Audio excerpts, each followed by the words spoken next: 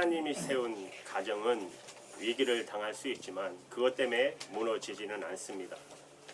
어제까지 여러분의 삶은 누가 세우셨어요? 오늘부터 우리의 삶을 하나님께 더해서 더욱더 세워나가는 저와 여러분 되기를 바랍니다. 세상에는 두 종류의 사람으로 나누어 볼 수 있습니다. 한 분류의 사람은 자기 중심적인 사람, 그런 사람의 아침은 일찍 일어나면서부터 잠자리 들 때까지 오늘 나는 무엇을 할까? 이 일은 나에게 이익이 될까? 손해가 될까?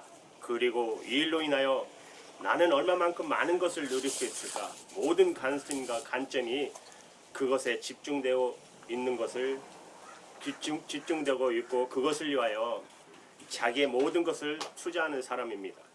또 한 분류의 사람은 정반대의 사람, 타인 중심의 삶을 사는 사람. 혹시 내가 한 말이 저 사람에게는 어떤 반응을 일으킬까? 내가 하는 이 행동은 저 사람에게 어떤 영향을 줄까? 그것이 저 사람에게 도움이 될까? 그리고 어떻게 하면 저 사람을 기쁘게 할까? 이런 생각을 가지고 사는 사람이라고 말할 수 있습니다. 그러나 저는 또 한 분류의 사람이 있다라고 말씀하고 싶습니다. 그는 바로 하나님의 중심의 사람. 내가 하나님을 위해서 그리고 어떻게 하면 하나님을 기쁘게 할까? 여기에 모든 관심을 갖고 사람이라고 말할 수 있습니다. 다윗은 이 세 종류의 사람 가운데 바로 하나님 중심으로 살았던 사람입니다. 오늘 말씀 1절을 보시면 다윗이 그 궁실에 거할 때 선지자 나단에게 이르되 나는 백향목에 구하거늘 여호와의 언약궤는 휘장못에 있도다.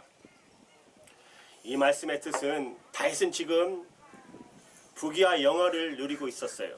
다윗은 안정기를 구하고 있을 때였어요.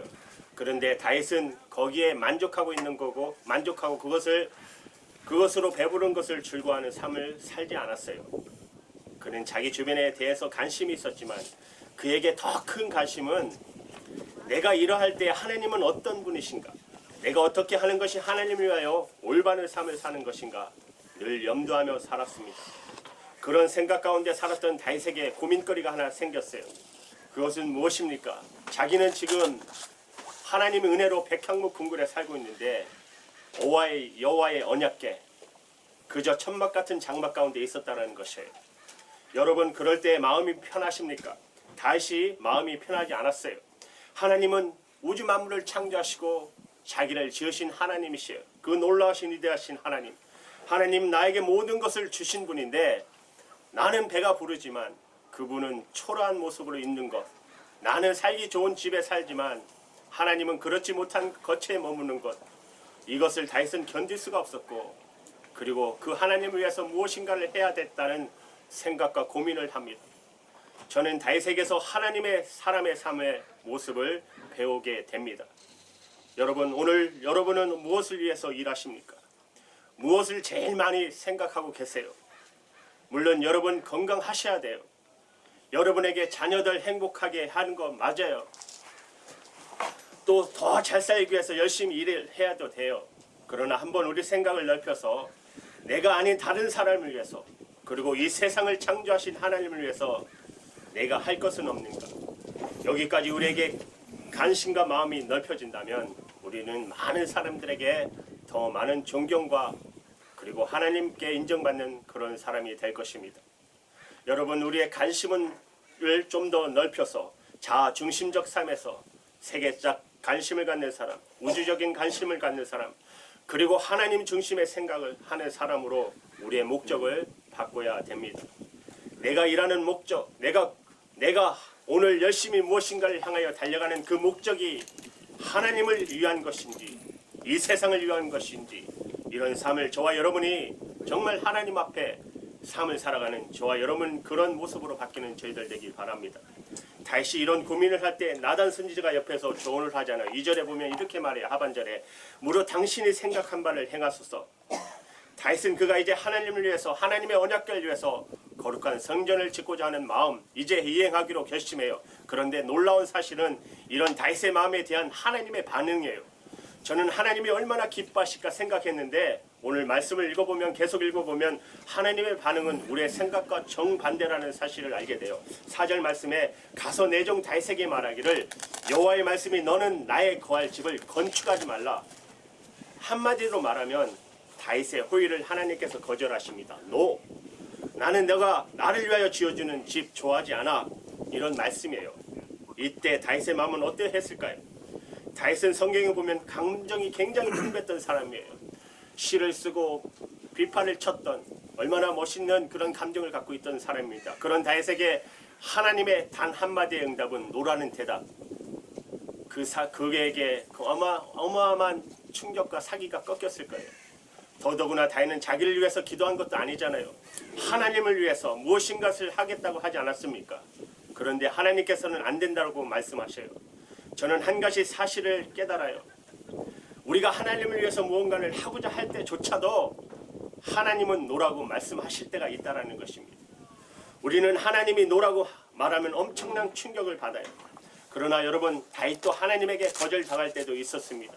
우리가 좋은 생각을 갖고 있다 할지라도 하나님은 반드시 찬성하지만 않는다는 것을 기억하셔야 됩니다.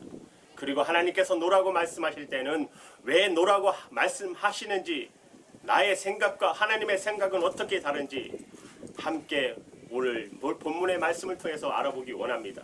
이후의 말씀을 보면 하나님께서 왜 노라고 말씀하시는지를 다윗에게 가르쳐 주셔요. 7절부터 연하여 내 종 다윗에게 이처럼 말하라. 만군의 여호와께서 이처럼 말씀하시기를 내가 너를 목장 곧 양을 따르는 데서 취하여 내 백성 이스라엘 주권자로 삼고 8절에 내가 어디를 가든지 내가 너와 함께 있어 내 모든 대적을 내 앞에서 멸하였은즉 세상에서 존귀한 자 이름 같은 이름을 내게 만들어 주리라.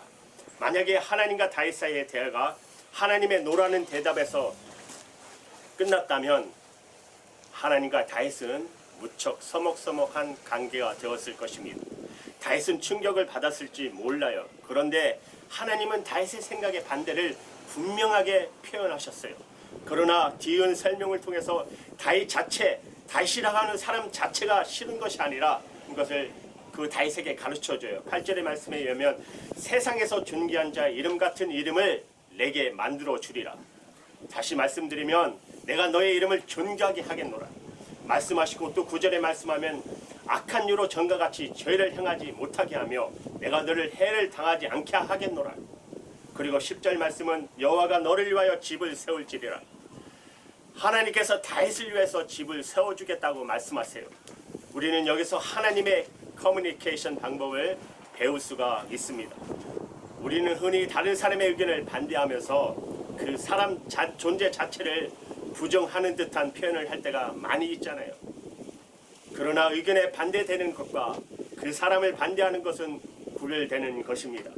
하나님은 하나님의 생각과 다윗의 생각이 달라서 그의 의견은 받아들이지 않았지만, 그러나 여전히 나는 너를 보배롭고 존귀하게 여기며 너를 존중한다는 분명한 의사를 밝히십니다.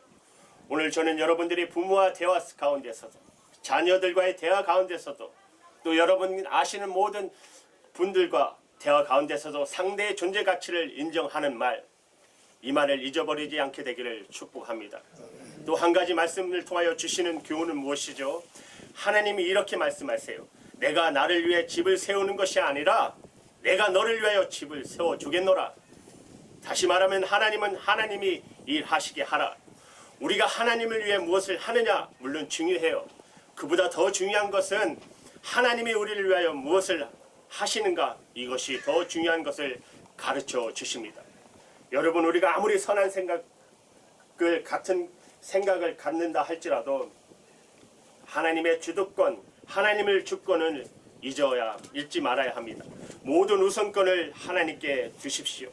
그리고 하나님의 마음을 읽는데 먼저 순종하십시오. 하나님께서 마지막으로 다윗에게 축복하세요. 13절 말씀에 나는 그 아비가 되고, 얼마나 큰 축복입니까? 하나님이 그 아비가, 저번 주 말씀드렸죠. 하나님이 우리의 아버지시라고. 내가 너의 아비가 되고 그는 나의 아들이 되리니, 아버지 아들과의 관계로 하나님이 만들어 주시는 축복을 하세요. 나의 자비를 그에게서 빼앗지 않기를 내가 내 전에 있었던 자에게서 빼앗은 것 같이 하지 않을 것이며, 14절에 내가 영영이 그를 내 집과 내 나라에 세우리니 그이가 영원히 견고하리라 하셨다 하라. 여러분, 우리의 교회, 여러분의 가정, 하나님이 허락하시는 견고한 가정, 견고한 교회가 되기를 바랍니다. 하나님을 사랑하는 자에게, 하나님의 주도권을 인정하는 자에게 하나님께서 이런 은혜를 주십니다. 이런 축복이 저와 여러분에게 충만하게 임하기를 주님의 이름으로 축복합니다. 기도하시겠습니다. 하나님 아버지,